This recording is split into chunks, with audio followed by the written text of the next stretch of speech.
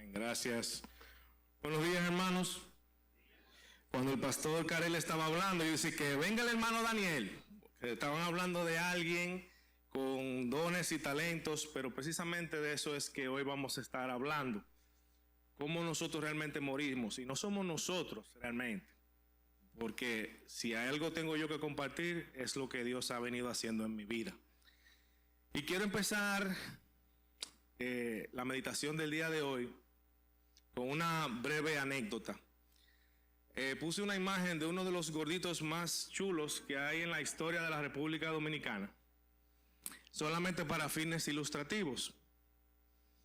Se dice de un programa de televisión que su anfitrión daba premios grandísimos.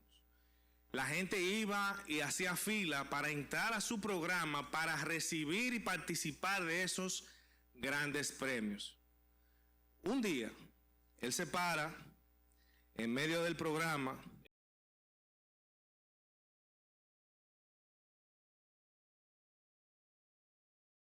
el de él era bien grande, y levanta el sobre y dice: aquí en este sobre, para el que quiera y lo necesite, hay un gran premio.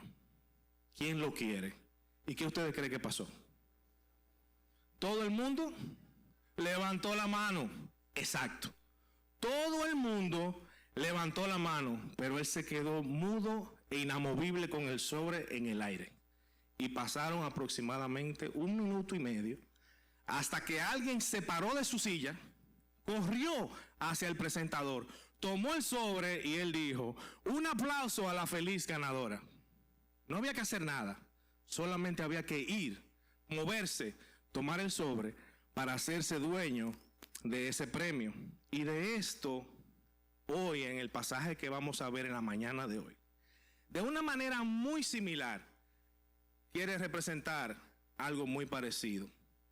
Para ganar, no basta con entender con el entendimiento de la cabeza, sino también que para ganar es necesario que entendamos con el entendimiento de la voluntad. Nuestro pasaje de hoy en la serie de Lucas nos presenta con un escenario interesantemente similar a lo que ya estamos hablando, la relevancia de entender con la voluntad. Sin embargo, hoy tenemos una lucha muy grande. El peso de lo que yo estaré tratando de compartir con ustedes en la mañana de hoy está considerado como una de las 3 preguntas más importantes que se registran en las Escrituras. Lucas viene construyendo desde el capítulo 1 una serie de eventos que va registrando. Eventos sobre las acciones que Jesús va haciendo, sus discursos, sus predicaciones y las reacciones que la multitud tiene cuando se confronta con esta situación. 6 veces Lucas registra personas maravilladas preguntándose: ¿quién es este Jesús? De diferentes maneras. Aquí les preparé un cuadro que si lo podemos ver, ahí están esas 6 veces. ¿Quién es este Jesús? Primera vez: pero él es el hijo del carpintero. ¿Quién es este Jesús? ¿Y qué palabras son estas que tienen autoridad? Una multitud cuando escuchaba a Jesús. ¿Quién es este que habla blasfemias perdonando pecados? Los invitados en la casa del fariseo. ¿Quién es este que aún los vientos y las aguas mandan y le obedecen? Los discípulos en peligro de naufragio en la barca. Y Herodes, cuando supo de Jesús y los milagros que hacía: ¿quién es este de quien oigo tales cosas? Y así venimos aterrizando a nuestro pasaje en Lucas 9, versículos 18 al 26. Permítanme leer solamente los versículos del 18 al 20. Lucas 9, versículos 18 al 20.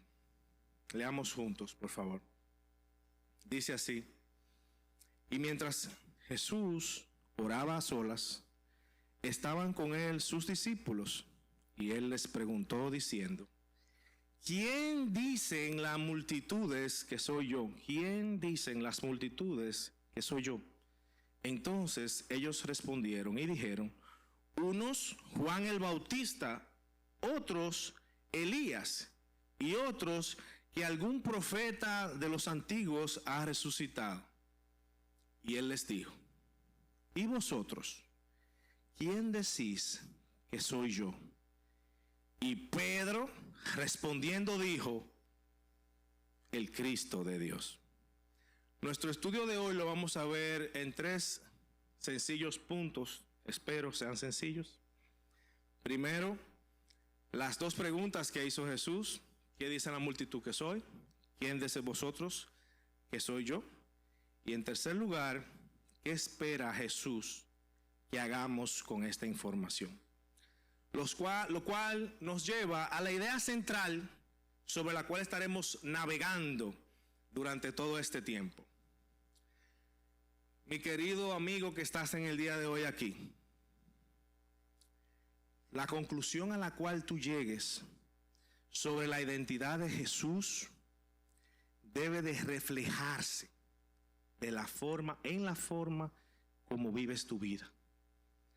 La conclusión que tú has llegado aquí arriba en la azotea sobre la identidad de Jesús debe de bajar a tu corazón y reflejarse con tu voluntad comprometida de la manera en que vives tu vida.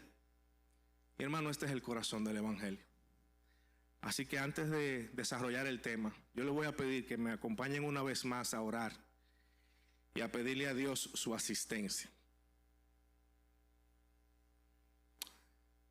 Señor, en esta mañana te doy las gracias porque este día es un testimonio más de cómo tú vacías a los hombres de ellos mismos y tú haces con ellos lo que tú quieres hacer.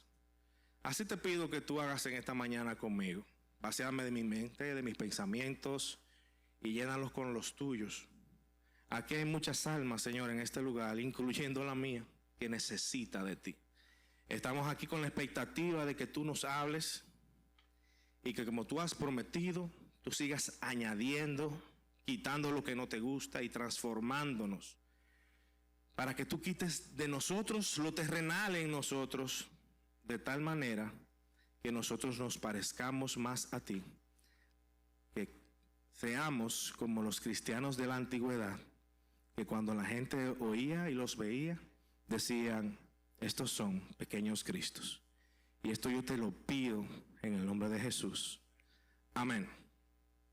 Vayamos a nuestro primer pasaje en versículo 18. Y aquí yo quiero que vayamos y que leamos juntos lo que dice nueva vez. Dice: aconteció que mientras Jesús oraba aparte, estaban con él los discípulos, y les preguntó diciendo: ¿quién dice la gente o la multitud que soy yo? Esta pregunta viene desde un contexto, como veníamos hablando, de muchas personas reaccionando. Y el Señor le hace una pregunta como para que ellos comiencen a hacer un ejercicio mental. Y ellos se trasladan a sus notas, sus pensamientos. Y yo me imagino los discípulos viéndose uno al otro, Mateo, buscando sus notas para comenzar a darle respuesta correcta a la pregunta que el Señor le había hecho. Entonces, los discípulos, luego de haber consultado sus notas, me imagino yo, comienzan ellos a decirle, versículo 19. Ellos respondieron: unos Juan el Bautista. Y la pregunta es: ¿quién es Juan el Bautista? ¿Quién fue Juan el Bautista? Sabemos que Juan el Bautista fue un pariente de Jesús, hijo de Elizabeth, la prima de María, la mamá de Jesús. También sabemos que Juan el Bautista tenía un ministerio. Fue un hombre nómada, vivía en el desierto, un hombre con una apariencia tosca y sus palabras así también igualmente toscas. También este Juan el Bautista fue el que bautizó a Jesús. y fue el testigo que lo señaló a él directamente como el Mesías esperado por el pueblo. Y finalmente, Juan el Bautista fue asesinado por el rey de Herodes por precisamente hacer lo que hacen los profetas, declarar el pecado en medio de su pueblo. Y mire qué pecado estaba Juan el Bautista señalando. Él denunció la relación ilícita que el rey tenía con su cuñada. Y esto le costó la vida. Y los discípulos habían registrado que las personas, cuando Jesús se aparecía, decían que él era Juan el Bautista resucitado, o esta era una versión de Juan el Bautista. Dice el registro, cuando los discípulos le están contando a Jesús lo que ellos habían anotado, otros dicen que eres Elías. Y la pregunta entonces es, ¿y quién es este Elías? Hermanos, Elías fue el profeta. Si estamos hablando de profeta, estamos hablando de el profeta. Una de las figuras más poderosas del Antiguo Testamento. Recordado en el Antiguo Testamento casi al mismo nivel que Moisés. Predicó sobre juicio, condenó la idolatría en el pueblo de Dios y fuera del pueblo de Dios. Hizo unos milagros increíbles nunca antes visto. Resucitó a un niño, hizo descender fuego del cielo sobre una población, anunció una sequía que duró 3 años y a través de su oración la sequía cesó. Y dice la Biblia en su registro que él no vio muerte, sino que él iba caminando y un carro de fuego se lo llevó con vida al cielo. Y las personas decían, Jesús es Elías que ha vuelto. Y hay un tercer registro de los discípulos que dice, y otros que era algún profeta de los antiguos que ha resucitado. Queriendo significar como en nuestros tiempos, y me pareció interesante la relación, que Jesús era un hombre que venía de Dios, que Jesús era un hombre importante, que era interesante, que en esos tiempos ellos valoraban a Jesús. Fue maestro, o un ser moral, o un ser iluminado, como en nuestros tiempos dicen los hinduistas y los budistas. Fue una persona que realmente predicó y enseñó sobre las verdades de las Escrituras, como está registrado en el Talmud judío. Los judíos reconocen a Jesús como un maestro. Y el Islam aún lo reconoce a Jesús hoy en nuestros tiempos como uno de los grandes profetas de antaño. Es importante recordar estas cosas que pasan ahora en nuestros tiempos para ir cayendo en el próximo momento que se registra en nuestro pasaje.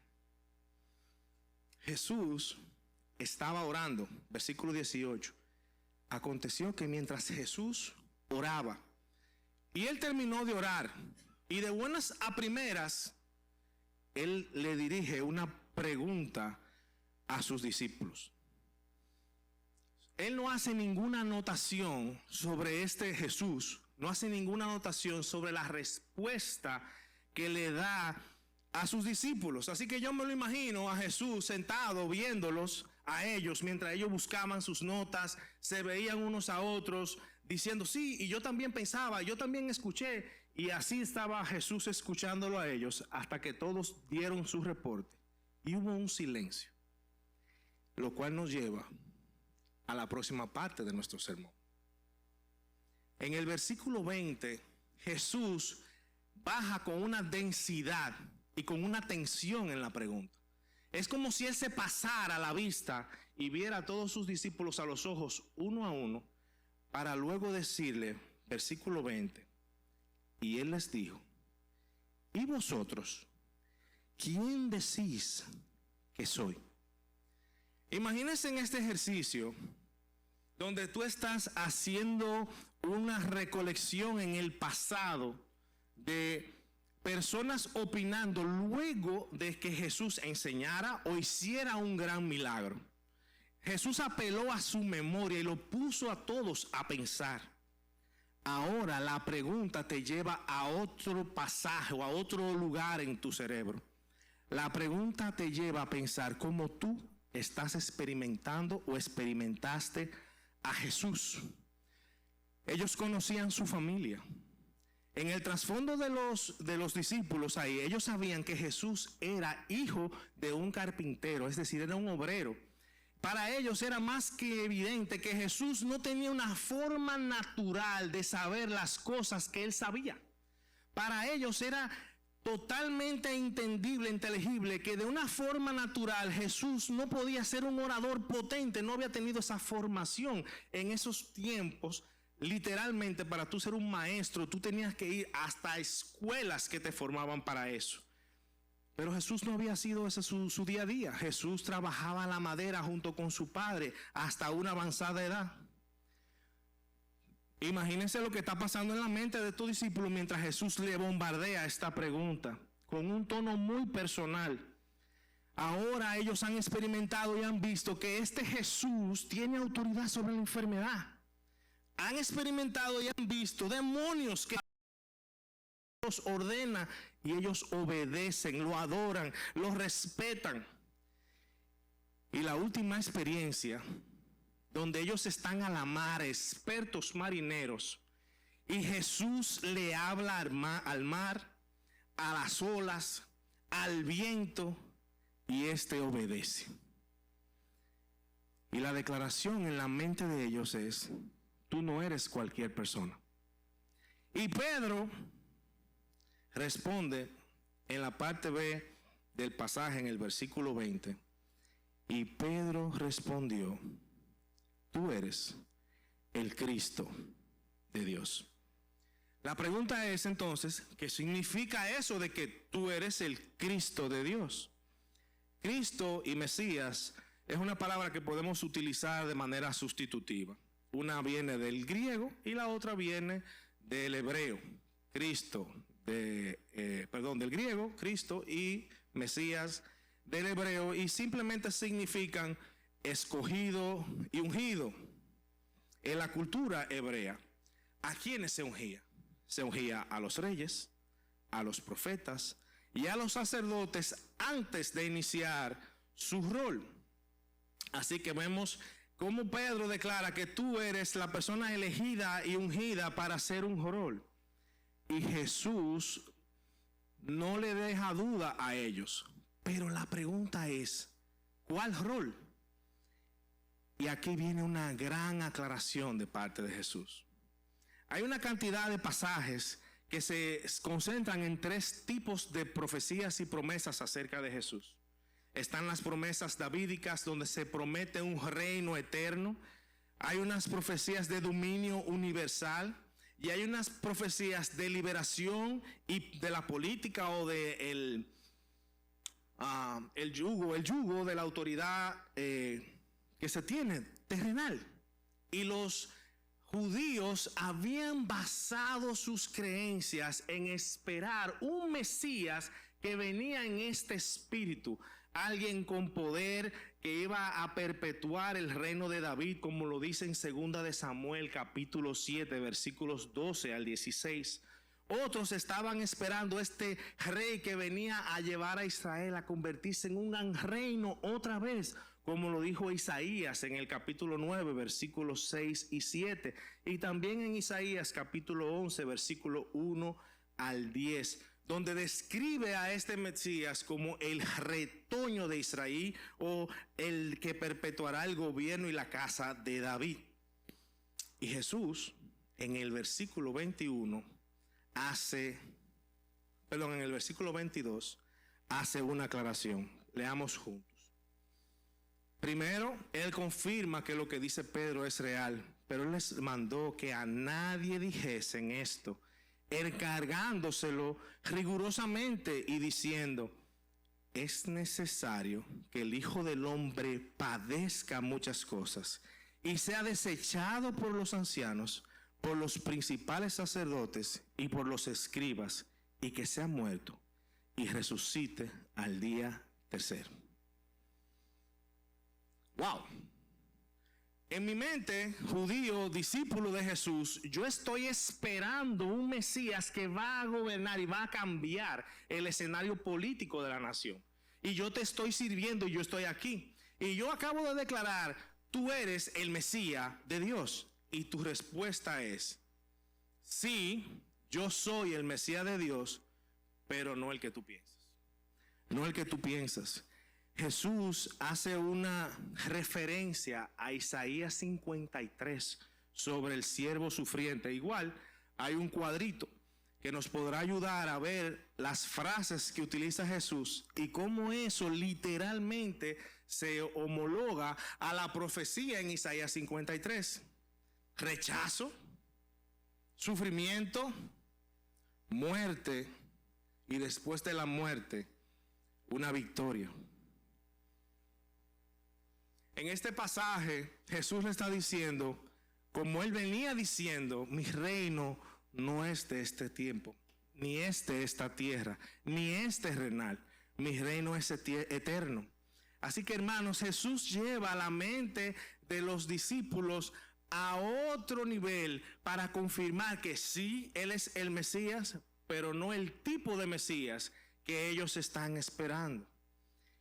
Inmediatamente Jesús continúa un sermón sobre cuál es su expectativa con la información que ellos acaban de recibir de parte de Jesús. Y quiero que nos concentremos ya en la parte del sermón donde estamos hablando de qué quiere Jesús que hagamos con la información que hemos recibido en los versículos 23 al 26. Jesús lo primero que hace es que llama a la acción. Versículo 23. Y decía a todos, si alguno quiere venir en pos de mí, niéguese a sí mismo, tome su cruz cada día y sígame. La referencia aquí de si alguno quiere venir en pos de mí es porque ya varias personas venían siguiéndole y otros le decían, maestro, yo quiero seguirte. Y Jesús le dice, si tú quieres venir en pos de mí, no solamente te toca el escenario de entender en la mente quién yo soy. Hay un entendimiento que va más allá del entendimiento en la mente. Él le dice dos cosas importantísimas. La primera es, niégate a ti mismo. ¿Qué es eso de negarse a sí mismo? Y en segundo lugar, él dice, tome su cruz cada día y sígame. Quiero empezar por la segunda parte, porque es más fácil. La segunda parte es, tome su cruz cada día y sígame. Algunas personas se han dado a la tarea de buscar errores en la Biblia. ¿Ustedes se han dado cuenta de eso? Tome su cruz cada día, pero Jesús no había sido crucificado. Estamos en el capítulo 9 de Lucas y en la crucifixión está lejísimo. Pues ya, ¿cómo que de la cruz? ¿De qué están hablando? Lo que pasa, hermanos y amigos que nos visitan, la cruz era un instrumento de sufrimiento y de pena para hacer castigo a las personas. Y así como nosotros, como los dominicanos, tenemos frases que están embebidas, que son propias de nosotros, decir carga tu cruz en ese contexto tenía un significado. Significaba que tú te ibas a sacrificar de tal manera que te podía costar la vida. Y Jesús a eso es que hace referencia. Jesús dice, tome su cruz cada día y sígame. Jesús está diciendo, todos los días, toma tu instrumento de muerte para dejar de ser quien tú piensas que eres, para convertirte en una nueva criatura. Y ahora es más fácil explicar, niéguese a sí mismo.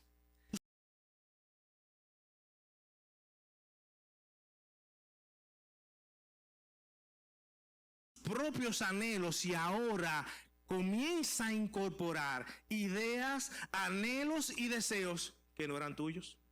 Niéguese a sí mismo está directamente relacionada con quien Jesús quiere convertirnos a nosotros para que nosotros seamos. En este día Jesús está invitando a que tú tomes tu instrumento, a sus discípulos en ese entonces, a que tú tomes ese instrumento y te coloques en él con el propósito de convertirte, al igual que su maestro, en un Cristo. Esto no es única vez que sucede esto en las Escrituras. Hay 27 pasajes donde exactamente se dice este mismo enseñanza. Y nosotros No voy a repetir la 27. Solamente le voy a mencionar algunas. ¿Recuerdan la parábola del grano de arroz que debe morir, sembrarse para convertirse en una planta que luego dé fruto? Es la misma analogía. Muere y da fruto. Transfórmate. ¿Recuerdan en Romanos 6, capítulo 6, cuando Pablo dice, el viejo hombre debe de ser colgado en la cruz? Y hay una canción que cantamos hace un momento que está basada en Gálatas 2, capítulo 20. Y aquí quisiera que vayamos allá. Gálatas, capítulo 2, versículo 20. Hay personas que no les gusta escribir en los libros. Aquí hay un marcador disponible para el que lo necesite. Si no lo has subrayado ese versículo, subráyalo. Dice ese versículo. Vamos a ver, ¿qué dice ese versículo? Con Cristo estoy juntamente crucificado, y ya no vivo yo, mas vive Cristo en mí. Y lo que ahora vivo en la carne, lo vivo en la fe del Hijo de Dios, el cual me amó y se entregó a sí mismo por mí.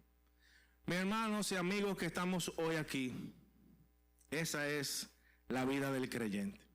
La vida del creyente consiste en colgar en ese madero nuestras pasiones y deseos, nuestras expectativas, sueños.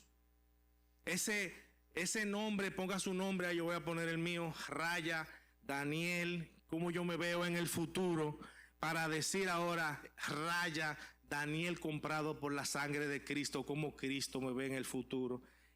Y son dos personajes totalmente diferentes. Son dos personajes totalmente diferentes. El creyente está llamado a transformarse constantemente para ser igual a Cristo. Y Jesús sigue abonando esa idea. Versículos 24 y 25. Él nos trae en un gran paralelo. Estoy otra vez en Lucas. Él trae este paralelo y dice, versículo 24, voy a leer, porque todo el que quiera salvar su vida la perderá, y todo el que pierda su vida por causa de mí, éste la salvará. Y pareciera ser un juego de palabras, pero simplemente lo que él nos está diciendo es que usted y yo, los dos, de manera natural, ¿qué hacemos todos los días? Procuramos alimentarnos, procuramos vestirnos, procuramos protegernos, procuramos guardarnos, procuramos que nosotros vamos al médico, nos bebemos los medicamentos, procuramos guardar nuestras vidas. Entonces Jesús dice que eso está malo. No, Él no dice que eso está malo. Él dice que el enfoque para el cual nosotros vamos a vivir no es para tener una larga vida sobre esta tierra. Él dice que el enfoque para el cual nosotros vamos a vivir es para vivir una larga vida con Él en otro contexto que no es esta tierra. ¿Y de dónde está eso en el pasaje? Vamos a seguir leyendo. Pues, ¿qué aprovecha el hombre si gana todo el mundo y se destruye y se pierde a sí mismo? ¿De qué Jesús está hablando? ¿De qué Jesús está hablando?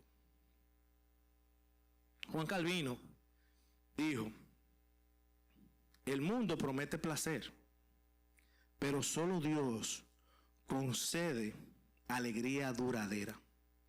Billy Graham también dijo algo similar. Puedes procurar la fama, puedes procurar el poder, puedes procurar inclusive las riquezas, pero este camino usualmente te va a separar de Dios. Y déjame decirte, si así lo decides, has perdido lo más valioso. Jesús viene diciéndote en este pasaje, diciéndoles a sus discípulos, en el futuro nosotros, pero en este contexto a sus discípulos inmediatos físicos, ustedes tienen que tomar una decisión. Hay una decisión inminente que tienen que tomar. Tus ideas o las mías, tu vida o la mía, seguirme a mí o darme la espalda. Esa era la decisión. Y no puede ser a medias, no puede ser con la cabeza. Miren que la invitación no es entiende lo que yo te quiero enseñar. La invitación es sígueme, haz como yo. Es otra cosa. Un asunto no está en la mente. Este tema del cristianismo no es entender muchas cosas, es aprender a creer con acción pocas cosas. Pocas cosas. Como dicen la gente que trabaja en supermercado, nuestro negocio no es el de los pocos, muchos, sino el de los muchos, pocos. Refiriéndose a que mi negocio no es vender un solo artículo y ganarme un gran margen. Mi negocio es vender muchos artículos con muy poco margen. Este negocio del cristianismo consiste precisamente en entender pocas cosas, pero entenderlas bien, de tal manera que te llamen a la acción. En el siguiente pasaje, y ya concluyendo, Jesús no se limita solamente a invitar y retar a sus discípulos a vivir un cambio, a vivir el cambio. Jesús invita a sus discípulos a considerar una gran advertencia. Dice el versículo 26. Porque el que se avergonzare de mí y de mis palabras, de éste se avergonzará el Hijo del Hombre cuando venga en su gloria y en la gloria del Padre y en la de los santos ángeles. Jesús se detiene aquí y este parece un pasaje que no cuadra. No cuadra en este contexto para nada. ¿Cómo uno encaja esta advertencia? Muchos de nosotros, incluyéndome, decimos, cuando entendemos aquí arriba el Evangelio, sí, eso es así, pero no ahora. Sí, eso es así, pero no es tanto así. Sí, eso es así, pero yo puedo ayudar a través de otros. Sí, eso es así, pero yo puedo quedarme con 2 o 3 de las cosas viejas mías y no tengo que subirla en la cruz. Esas enseñanzas es una burla al Evangelio. Esos pensamientos, ¿qué es eso de avergonzarse de Jesús? Muchos de nosotros en nuestros contextos pareciera ser que vivimos una doble vida. No se distingue realmente si hemos creído o no a Dios, en donde nos desenvolvemos y nos desempeñamos. No basta con un Dios te bendiga. Basta con morir cada día a tus pasiones, a tus deseos y a tus ideas. ¿De quién eres tú, según tú? Y comenzar a integrar en ese mundo donde tú te desenvuelves, esa persona muriendo a sus ideas, muriendo a sus pasiones, muriendo a sus expectativas, para inyectar a Jesús sus ideas, sus expectativas, para inyectar lo que Jesús quiere que pase en el mundo a través de ti. Y esto es, como hemos aprendido, que su gloria sea manifestada a todos los hombres, que su nombre sea reconocido en todas las naciones, y que el que reciba la honra, la gloria y el honor no seamos nosotros por nuestros dones y talentos, sino Cristo Jesús. Allí en ese momento Él dice, yo te voy a reconocer, y miren cómo Él dice, yo agregué en el pasaje, dice Jesús, cuando yo venga en gloria, y después dice, y en la del Padre, y yo agregué, y en la gloria del Padre, y en la gloria de los santos ángeles. Hermanos, lo que dice Jesús es precisamente que nos va a reconocer o va a reconocer a aquellos que han decidido intencionalmente crucificar su carne con sus pasiones y deseos, para Él entonces levantarlos delante de sus Padre y de sus ángeles en esa gloria, como si nosotros fuéramos algo digno de gloriarse. ¿Ven la comparación? Jesús dice aquí, muere, y eso no es algo agradable. Pero Él dice, cuando yo venga en gloria, si tú no me niegas, yo también te levantaré como si tú fueras un pendiente o un collar, como si tú fueras una joya preciosa. Y la alerta es, si no lo haces, yo también me voy a avergonzar. Yo también me voy a avergonzar. ¿Qué hemos visto en la mañana de hoy? Primero, ¿quiénes decían las personas que era Jesús? Algunos decían que era Juan el Bautista. Otros decían que era Elías, el profeta. Y otros decían que era otro gran profeta. Luego le preguntó Jesús a sus discípulos, ¿y ustedes? ¿Quiénes dicen que soy? Y el tema se convirtió en algo personal. Y Pedro respondió, tú eres el Cristo, el Mesías. Y hoy hemos visto qué significa ser el Cristo y el Mesías. Y finalmente vimos la correcta reacción que Jesús espera que nosotros hagamos con esa información. Así que hoy yo quiero dejarte con una pregunta. Una pregunta que es una de las 3 preguntas más importantes que la Biblia levanta. Algunos dicen que la más importante. Yo quiero hacerte la pregunta. ¿Qué tú vas a hacer con Jesús? ¿Vas a salir de aquí hoy sabiendo toda esta información y habiéndola entendido en tu cabeza y tal vez habiéndola escuchado por mucho tiempo, y vas a permanecer igual? Si tu corazón se carga y dice, pero es que yo, sí, usted tiene razón, yo la he escuchado, pero en mi corazón nada ha cambiado. Yo lo escucho en mi mente y lo entiendo y yo proceso las palabras en mi mente, pero mi corazón no se mueve. Jesús le dice en un pasaje paralelo a Pedro, lo que tú has declarado no te lo ha declarado ni carne ni sangre, sino mi Padre que está en los cielos. Por eso nosotros oramos por salvación, porque realmente el único que tiene poder de bajar esto de aquí a aquí es Dios.